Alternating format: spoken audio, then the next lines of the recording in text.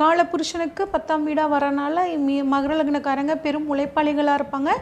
இவங்களோட வாழ்க்கை துணை ரகசியங்கள் எந்த இடத்துல பொதிஞ்சிருக்கு அப்படின்னு சொல்லி பார்த்தோம்னா, இவங்க லக்னத்திற்கு 7ஆம் இடமான காலபுருஷனுக்கு 5ஆம் இடமான கடகத்தில் 4ஆம் வீடான கடகத்தில் வந்து இருக்குங்க.